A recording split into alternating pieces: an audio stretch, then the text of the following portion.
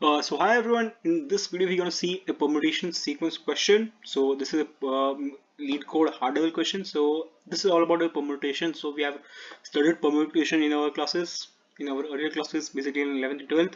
So we're going to use that concept of permutation. So we have given a set of one total n numbers, and total there are n factorial permutations, unique permutations are there. So by listing and labeling all the permutations in order, we get the following sequence. Fine. So if the n is 3, eh, that means that n factorial, and we need to find the permutations of n 3 factorial. So we can get the answer as 1 2 3, 1 3 2, 2 1 3, 2 3 1, 3 1 2, 2 3 1. So these are the possible permutations or possible sequence for which we are getting the permutation. So if we are given n and k, we need to return the kth permutation available.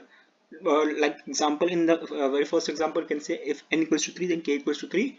If n equals to 3 and k equals to 3, we can use 2 1 3. If n equals to 4 and k equals to 9, we can use 2 3 1 4, and as such rest of the examples. So this question is related to topics of math, and we can use recursive approach to this question. We have used this question. We have started with ARR, and we are making ARR to define it. We're starting with n. Okay, then we'll start our first loop. We'll start with I equals to 1. We'll make I minus 1 to iterate with is equals to I. Then we'll start we'll make a next for loop in which we'll start with I equals to 1 to which will be less than k. Then we'll start a new function which is next permutation. We'll use the STL, which is AR.begin to AR.end. We'll use next permutation with the help of this particular STL. Then we'll increase the the vector which we have used was error, so we have used it to make the string, and we'll return the string as it is. So we have used this question. Now let's go run the code.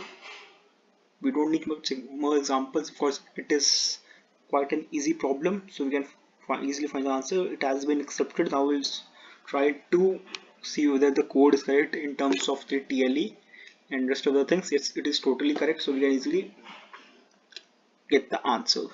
So I hope you got to understand the question. Okay, so this was the question. Till then, goodbye.